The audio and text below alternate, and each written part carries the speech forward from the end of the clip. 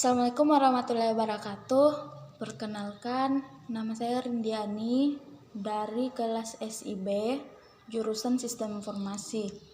NIM 1802505010066. Di video ini saya akan menjawab tugas final dari mata kuliah Konsep Sistem Informasi. Nah, yang pertama, apa itu sistem informasi?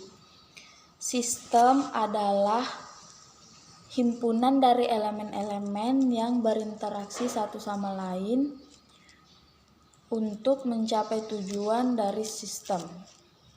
Contohnya seperti sistem pencernaan. Dimulai dari mulut, terus masuk ke lambung, dari lambung masuk ke usus. Nah, mulut, lambung, dan usus inilah yang disebut sebagai elemen pada sistem pencernaan.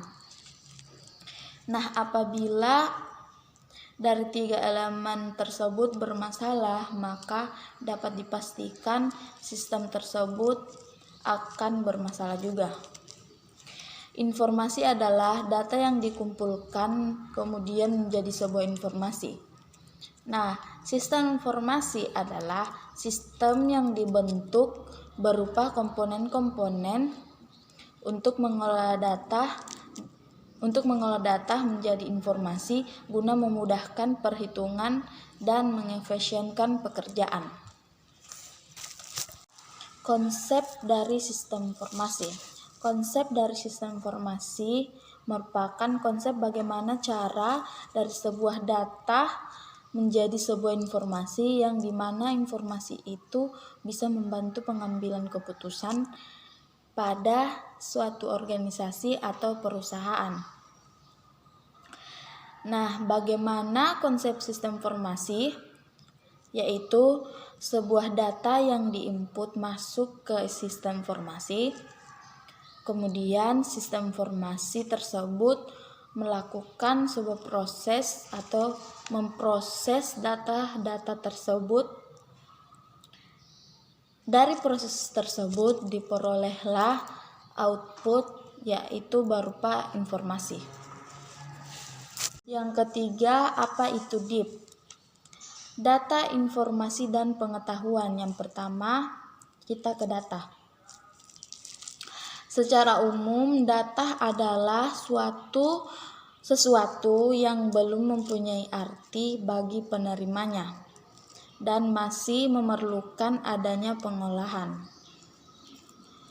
Data dapat berupa suatu keadaan, gambar, suara, huruf, angka, atau simbol-simbol lainnya yang bisa digunakan sebagai bahan untuk melihat lingkungan, objek, kejadian, atau suatu konsep.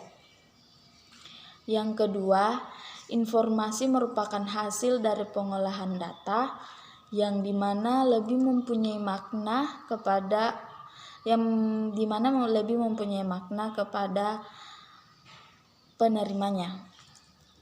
Selanjutnya, apa itu pengetahuan? Nah, pengetahuan adalah informasi yang sudah diorganisasikan dan diproses untuk memperoleh pemahaman, pengalaman, pembelajaran yang terakumulasi sehingga dapat diaplikasikan dalam masalah atau proses bisnis tertentu.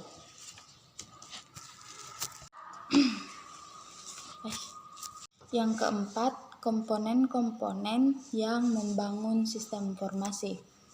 Yang pertama, perangkat keras atau hardware. Hardware ini adalah salah satu komponen dari komputer yang sifat alatnya bisa dilihat dan diraba secara langsung untuk mendukung proses komputerisasi. Keempat, komponen-komponen yang membangun sistem informasi. Yang pertama, perangkat keras atau hardware. Hardware ini adalah salah satu komponen dari komputer yang sifat alatnya bisa dilihat dan diraba secara langsung untuk mendukung proses komputerisasi. Yang kedua, perangkat lunak atau software. Ini adalah istilah khusus untuk data yang diformat dan disimpan secara digital, termasuk program komputer, dan berbagai informasi yang bisa dibaca dan ditulis oleh komputer. Yang ketiga adalah basis data atau database. Adalah kumpulan dari catatan-catatan atau potongan dari pengetahuan. Yang keempat, prosedur rule adalah sekumpulan aturan yang dipakai untuk menjalankan sebuah proses data dan menghasilkan output sesuai yang dikehendaki oleh sistem. Yang kelima, user adalah semua pihak yang memiliki tanggung jawab di dalam pengembangan sistem, pemrosesan, dan juga penggunaan output informasi. Nah, berikut ini yang mencakup beberapa peran sistem informasi pada sebuah organisasi. Yang pertama, memberikan kualitas data yang tersaji secara tepat waktu bagi para penggunanya. Berikut ini yang mencakup beberapa peran sistem informasi pada sebuah organisasi. Yang pertama, memberikan kualitas data yang tersaji secara tepat waktu bagi para penggunanya. Yang kedua, organisasi memakai sistem informasi untuk memproses transaksi dalam organisasi. Yang ketiga, mengembangkan perencanaan yang efektif. Pastinya dengan adanya sebuah sistem informasi dalam organisasi akan memudahkan pengambilan perencanaan sebuah organisasi. Yang keempat, untuk mendukung pengambilan keputusan. Hal ini juga sangat mendukung sebuah organisasi untuk membuat sebuah keputusan. Yang kelima, untuk perencanaan yang strategis. Tujuannya untuk mengembangkan strategi suatu organisasi. Yang keenam, menyediakan bagi yang mengelola organisasi data maupun yang menyangkut dengan pelaksanaan tugas organisasi. Yang terakhir, yang ketujuh, untuk meneliti kebutuhan keterampilan sebagai pendukung sistem informasi. Yang terakhir, sistem informasi dalam organisasi. Organisasi adalah sebuah wadah untuk sekumpulan orang yang bekerja sama secara rasional serta sistematis, yang terpimpin atau terkendali untuk mencapai tujuan tertentu. Nah, sementara dalam dunia bisnis, organisasi merupakan sekumpulan orang yang melakukan kolaborasi untuk mencapai tujuan secara komersial. Selanjutnya, organisasi memiliki struktur tersendiri dalam pengoperasiannya dan mereka bekerja sesuai struktur yang ada.